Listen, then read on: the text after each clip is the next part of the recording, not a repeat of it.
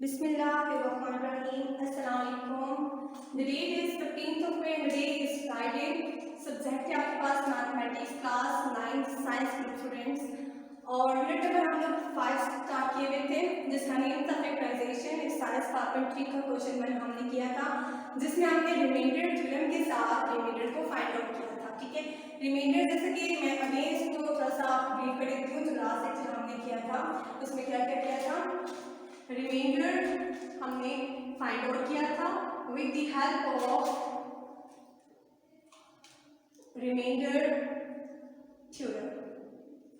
Reminder basically नाम से show है कि जो रिमाइंडर जो बाकी रह जाता है, जो बच जाता है। ठीक है, जब आप कोई भी नंबर किसी नंबर से डिवाइड कर रहे हो या कोई भी एक्सप्रेशन डिवाइड कर रहे हो किसी एक्सप्रेशन के साथ, तो जो डिवीजन कंप्लीट नहीं करता एंड में कुछ ना कुछ बच जाता है, वो जो बची हुई चीज़ होती है, जो रिमेनिंग होता है, वो आपके पास रिमाइंडर होता है। ठीक है, ये तो जब आपके पास सिंपल टर्म पास है, एक्सप्रेशन थोड़ा सा शॉर्ट हो तो आप इजीली डिवीजन के साथ वो कर लेते हैं कि आप डिवीजन करते हो, ये आपके पास डिवाइजर होता है, यहाँ पे आप डिवाइड करते हो, ये जो आपके पास वैल्यू आती है वो क्वोशिएंट होती है और जो बच जाती है वो रिमाइंडर होता है। ये तो सिंपल क्वेश्चंस को करने के लिए मेथड एप्लीकेबल है, बेस्ट है। लेकिन जब आपके पास एक्सप्रेशन बहुत लेंथी आ जाता है, कॉम्प्लिकेटेड आ जाता है, तो उसको डिवीजन के साथ करना थोड़ा सा आपके लिए मुश्किल हो जाता है।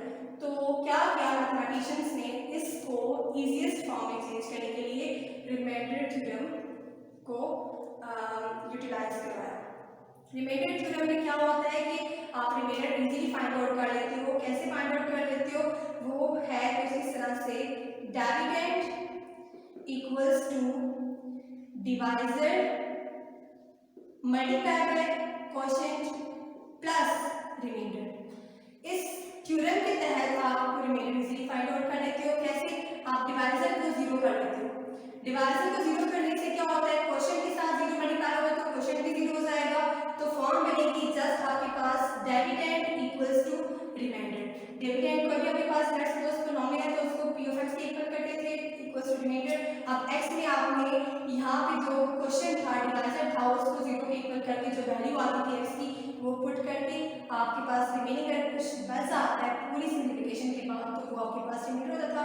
अगर कुछ रिमेनिंग ना बचे तो जीरो आता है। जीरो का मतलब क्या है कि फुल डिवीजन हो चुकी है, रिमाइंडर इज नथिंग। तो ये आपने कल के क्वेश्चन में किया था। आज आपके पास क्वेश्चन है क्वेश्चन नंबर 2। इसमें कह रहे हैं कि if x + 2 is a factor of 3x + square minus 4kx minus 4k square then find the value of k। अब इस पूरे स्टेटमेंट के अंदर आपके पास ये जो टर्म आ रही है ये फैक्टर, इसको आप पहले देख लें। किसी भी एक्सप्रेशन का फैक्टर होने का मतलब ये होता है कि जो फैक्टर है वो उस टर्म पे फुल डिवाइड हो रहा है, means that remainder is zero. Again मैं बता रही हूँ आपको, जब भी आपके पास लिखा हुआ है कि ये जो एक्सप्रेशन है ये इसका फैक्टर है, तो मींस दैट वो जो टर्म दी हुई होगी वो उस पर फुल डिवाइड हो रही है, उसको सॉल्व करने से उस चीज के साथ नथिंग बचता है, रिमाइंडर मतलब रिमाइंडर जीरो आता है, इस केस को कहते हैं कि वो इसका फैक्टर है। तो यहाँ पे कह रहे हैं कि x + 2 इज अ फैक्टर। अगर x + 2 इस एक्सप्रेशन का फैक्टर है और ये एक्सप्रेशन जो है ये पोलिनोमियल एक्सप्रेशन है, और क्यों है, क्योंकि इसमें वेरिएबल्स की तमाम पावर जो है वो पॉजिटिव आ रही है। तो और लेकिन यहाँ पे एक्सप्रेशन को कोई नाम नहीं दिया हुआ और यहाँ पे आपके पास एक k कांस्टेंट आ रहा है, इसको आपने फाइंड आउट करना है। तो फर्स्ट ऑफ ऑल क्या करें, लेट्स सपोज करें जो आपको एक्सप्रेशन दिया हुआ है वो polynomial with respect to x variable है। Let's suppose p stand for polynomial with respect to x variable equals to 3x plus square minus 4kx minus 4k square। अब आपको ये तो आपके पास क्वेश्चन है, एक्सप्रेशन है, लेट्स सपोज ये क्या है, पूरा ये डिविडेंड है जिसके साथ आपको डिवीजन करनी है। अब आपके पास जो है x + 2 फैक्टर है, एज लिखेंगे x + 2 is a factor of, बचाएंगे फुल एक्सप्रेशन है कि आप लिखते हैं p of x, क्योंकि आपने इसको p of x इक्वल कर लिया है, is a factor of p of x। Then अगर फैक्टर है तो इसका रिमाइंडर क्या होगा, देन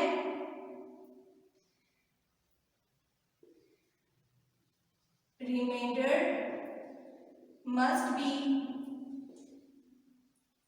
equal to 0। ठीक है, तो यहां से आप x की वैल्यू फाइंड आउट कर लें by remainder theorem. So by remainder theorem linear factor x plus 2, ये कौन सा फैक्टर है? लीनियर फैक्टर, बिकॉज इसमें वेरिएबल की हाईएस्ट पावर जो है वो 1 है, इक्वल टू 0 करेंगे। फॉर्म आपके पास ये बनती है, x को सेपरेट कर लें, x की वैल्यू फाइंड आउट कर लें, x equals to plus 2 goes to minus 2। जब आप इक्वल से इसको चेंज करेंगे प्लस 2 यहाँ से आके माइनस 2 हो जाएगा। अब आपके पास यहाँ से x की वैल्यू आ जाएगी। ठीक है, आपने इस x वैल्यू को p ऑफ x के अंदर एक्सप्रेशन के अंदर पुट करके k को फाइंड आउट करना है। वैल्यू ऑफ k एवेलुएट करनी है, k कांस्टेंट जो यहाँ पे गिवन है।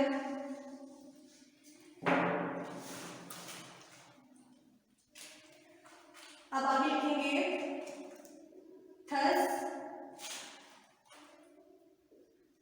ये जो p ऑफ x था वो क्या बन जाएगा?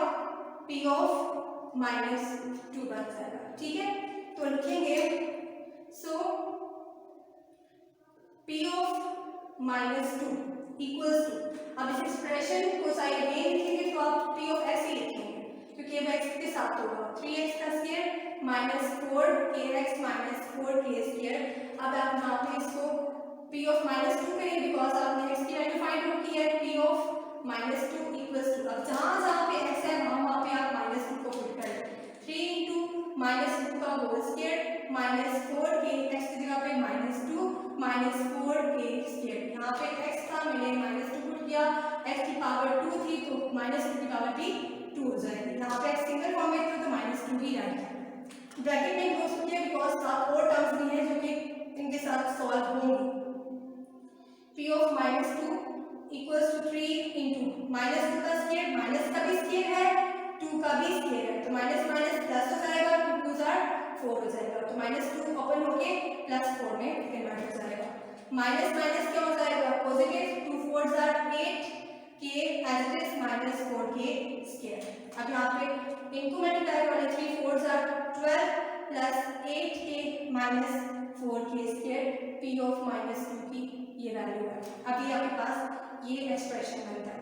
अब आपको करना क्या है, यहाँ पे आपके पास जैसे कि आपको गिवन था ये जो आपके पास है फैक्टर जो दिया हुआ है p ऑफ माइनस 2 या x इक्वल्स टू माइनस 2 जो है ये फुल डिवाइड हो रहा है तो इस मीन दैट रिमाइंडर आपके पास क्या होगा? 0 होगा। तो आप इसको 0 की इस वैल्यू को 0 के इक्वल सपोज कर सकते हैं या इक्वल कर सकते हैं। तो आप लिखोगे सो या फर्स्ट ऑफ ऑल पहले आप स्टेटमेंट लिख लें as p of minus 2 is a factor, so p of minus 2 equals to 0। हम क्योंकि रिमाइंडर्स का क्या होगा? 0 होगा, 0 की इक्वल पुट कर लेते हैं। अब p of minus 2 की जो वैल्यू थी, जो एक्सप्रेशन था वो ये था, वो क्या है? 12 plus 8k minus 4k square equals to 0 हो जाएगा। चाहे इसको आप इस साइड पे कन्वर्ट करके पॉजिटिव कर लें, अरेंज कर लें, तो लेट्स सपोज मैं इसको अरेंज कर लेती हूँ तो ये आ जाएगी 0, इन सब वैल्यूज को यहाँ ले जाती हूँ तो ये 4k स्क्वायर हो जाएगा। यहाँ पे ये आपके पास आ जाएगा जी माइनस 8k और यहाँ पे भी माइनस 12 क्योंकि ये पॉजिटिव था, यहाँ जाके नेगेटिव हो गया, ये नेगेटिव था, यहाँ जाके पॉजिटिव हो गया, ये पॉजिटिव था, यहाँ जाके नेगेटिव हो गया। आप लिखते साइन चेंज करें। अब देखिए यहाँ पे 4 का टेबल जो है 8 पे भी जाता है, 12 पे भी, 8 भी मल्टीपल है 4 का, 12 भी मल्टीपल है 4 का, तो आप यहाँ से 4 कॉमन ले सकते हैं। तो आप यहाँ पर लिखते हैं डिवाइडिंग 4 टू बोथ साइड्स। तो मैं यहाँ पे 4 से बोथ साइड डिवाइड करती हूँ, 0 divided by 4 equals to 4 by 4 k square as it is minus 8 by 4k minus 12 by 4। तो यहाँ से 4 4 कैंसिल हो जाएंगे, 4 1 4 4 2 8 हो जाएगा, 4 3 12 हो जाएगा। तो इधर से रिमेनिंग आपके पास आता है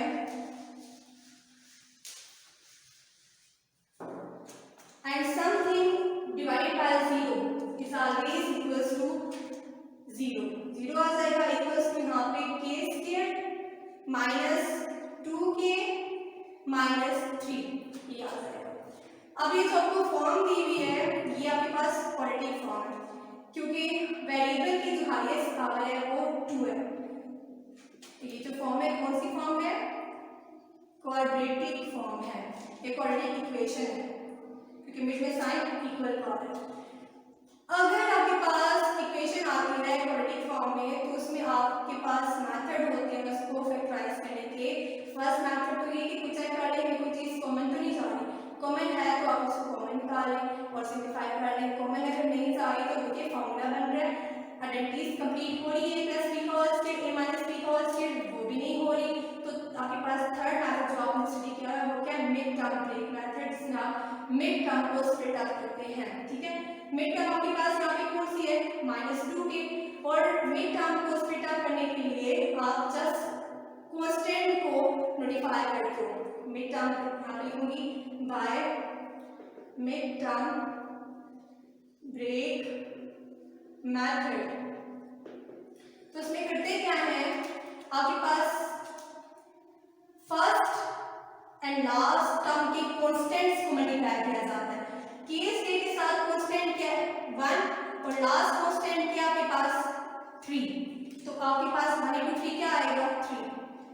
फर्स्ट एंड लास्ट टर्म के कांस्टेंट्स को मल्टीप्लाई करके जो आपके पास नंबर आता है वो लेट्स सपोज कर लें कि वो AC है, बिकॉज आपके पास जो क्वाड्रेटिक फॉर्म होती है वो होती है ax का square plus bx plus c।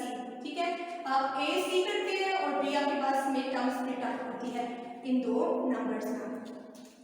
तो अब आपके पास जो मिड टर्म है वो क्या है? -2 और इसके साथ साइन जो था वो आपके पास पॉजिटिव था 1 के साथ, यहाँ नेगेटिव है तो -3। अब आपने करना क्या है, ऐसे पेयर ऑफ नंबर लेने हैं, दो नंबर आपने ऐसे चूज करने हैं जिनको मल्टीप्लाई करके आपके पास AC आना चाहिए और जिनको प्लस माइनस करके आपके पास मिड टर्म B आनी चाहिए। ठीक है, तो इसका मैंने आपको इजीएस्ट मेथड ये बताया था कि आप क्या क्या करें, जो AC है, जो AC नंबर देता है आपको जो हमें मिला अभी 3 कोफिशिएंट, उसका आप एलसीएम ले लिया करें। तो एलसीएम ले तो इसका 3 आपके पास एज इट इज आएगा, 3 × 3 होता है। तो आपके पास जो दो नंबर रहते हैं इसके वो क्या होते हैं? वो क्या है? एक 3 है और एक 1 है। अब इस 3 और 1 को आपने एडजस्ट करना है। आपको 3 और 1 से क्या क्रिएट करना है? -3 क्रिएट करना। तो 3 1 से 3 होता है, मल्टीप्लिकेशन में तो ये बनेंगे। अब आपको मिड टर्म क्या है? -2 b बनाना है, आपने b = -2 लेके आना है। तो इन दोनों को 3 में से 1 को माइनस किया जाएगा तब आपके पास 2 आएगा और साइन जो है वो भी मैं लगाऊंगी 3 के साथ माइनस का, तब मुझे मिलेगा बिकॉज -3 + 1 = होता है -2। ये बात समझ आई आपको कि प्लस माइनस माइनस साइन जो है बड़ी वैल्यू का, 3 में से 1 गए 2। तो मुझे जो दो नंबर लेने होंगे बेसिकली वो 3 लेना होगा और 1 लेना होगा। ठीक है, और किस साइन किस लेने होंगे बिकॉज मुझे -2 चाहिए तो -3 और +1। तो मैंने -2 को ब्रेक किया किस फॉर्म में? k²।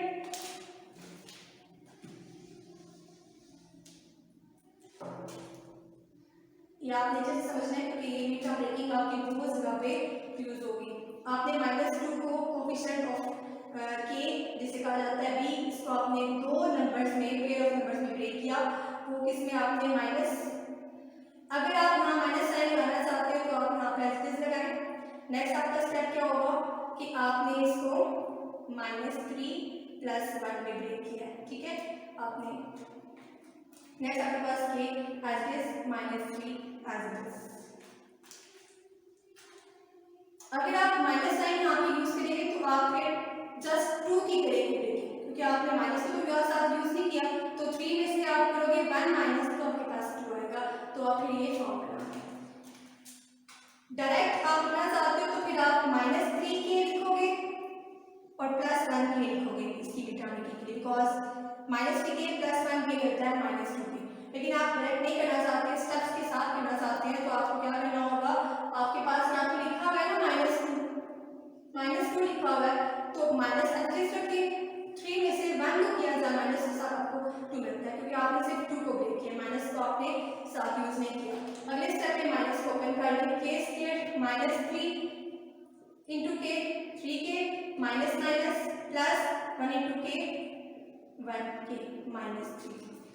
अभी आपके पास 3 नंबर ऑफ टर्म्स थी, आपने मिड टर्म को स्प्लिट अप किया 2 पार्ट्स में, अब आपके पास 4 नंबर ऑफ टर्म्स आ चुकी हैं, तो 2 2 की पेयरिंग कर लें।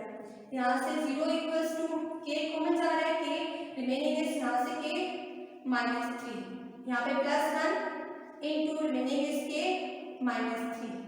अब देखिए ये दोनों जो आपके पास हैं फैक्टर्स ये सेम है, it's mean that mid term break आपने बिल्कुल ठीक किया। यहाँ से आपका फिर नेक्स्ट स्टेप क्या होगा कि आपने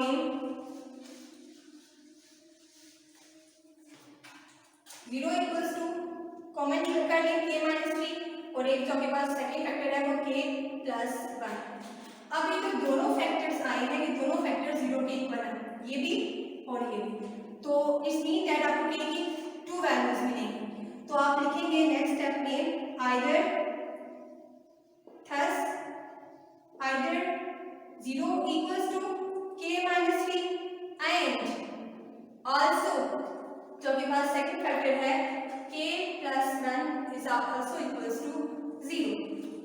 यहाँ से आपको दोनों साइड से k फाइंड आउट करना है, ये आपको k सेपरेट करना होगा, फिर k यहाँ पे सेपरेट कर लें, माइनस 3 यहाँ से प्लस 3 हो जाएगा, 0 प्लस 3 इक्वल्स टू k, और 0 की जब कोई चीज ऐड की जाए तो चीज आ जाती है 3 इक्वल्स टू k। यहाँ से k वैल्यू मिल गई। नेक्स्ट यहाँ से k वैल्यू फाइंड आउट करनी है, k प्लस 1 इक्वल्स टू 0 है, तो k equals to plus 1 equals to minus 1 equals to add पे आगे साइन चेंज हो जाएगा, माइनस 1 हो जाएगा। सो आपके पास सेकंड वैल्यू k आ चुकी है। थर्ड वैल्यू ऑफ k है 3 एंड माइनस 1। क्वेश्चन में आप अगेन क्वेश्चन को मैं ब्रीफ कर रही हूँ कि क्वेश्चन में आपको करना क्या था। क्वेश्चन में आपको एक फैक्टर दिया हुआ था जो था x प्लस 2, और फैक्टर का मतलब क्या होता है कि वो इस एक्सप्रेशन पे फुल डिवाइड होता है, रिमाइंडर कुछ भी नहीं बचता, बल्कि रिमाइंडर 0 होता है। तो उस एक्सप्रेशन को आपने फर्स्ट ऑफ ऑल क्या किया, polynomial with respect to x variable suppose किया, बिकॉज ऑल वेरिएबल की पावर्स पॉजिटिव थी। आपको वेरिएबल्स के अंदर जो आपके पास सेकंड जो था वो कांस्टेंट k था, आपने इस फैक्टर की वैल्यू को पुट करके k कांस्टेंट फाइंड आउट करना था। आपने पहले क्या किया, x वैल्यू फाइंड आउट की 0 के इक्वल करके इस फैक्टर को, क्योंकि रिमाइंडर 0 था, x प्लस 2 को 0 के इक्वल किया, वैल्यू नहीं माइनस 2 को आपने एक्सप्रेशन के अंदर जहाँ पे x था वहाँ पुट किया। पुट करने के बाद उस एक्सप्रेशन को आपने 0 के इक्वल करने के बाद आपने then k value find out करनी थी। k वैल्यू को फाइंड आउट करने के लिए आपने मिड टर्म ब्रेकिंग की, मिड टर्म ब्रेक करने के बाद आपने जो दो आपके पास फैक्टर्स आए उनको 1 बाय 1 0 के इक्वल किया, 0 क्योंकि वो दोनों फैक्टर 0 के इक्वल थे, फिर आपने सेपरेट करके k की वैल्यूज को फाइंड आउट कर लिया।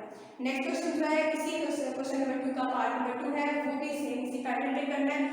जस्ट आपके पास डिफरेंस इस चीज का आ रहा है कि इसमें आपको जो फैक्टर्स बल्कि फैक्टर भी एक ही दिया हुआ है, x माइनस 1 फैक्टर दिया हुआ है, तो x माइनस 1 को आप 0 के इक्वल करोगे तो x की वैल्यू क्या आ जाएगी 1। आप 1 को फिर 1 बाय 1 पुट करेंगे इस एक्सप्रेशन के अंदर, फिर आप k को सेपरेट करके अगर तो मिड टर्म ब्रेक हो रही है मिड टर्म ब्रेक कर लेंगे, मिड टर्म ब्रेकिंग नहीं हो रही तो कुछ कॉमन जा रहा है, कॉमन में नहीं जा रहा तो आपके पास वो जो एक्सप्रेशन होगा k का आंसर होगा। ठीक है, ऐसे आपने सॉल्व करना है। और यही दो क्वेश्चन जो है वो आपका आज कवर थे। आज की जो आपके पास लेक्चर है यहाँ पे एंड होता है। नेक्स्ट लेक्चर के साथ आपसे मुलाकात होगी, तब तक के लिए अल्लाह हाफ़िज़।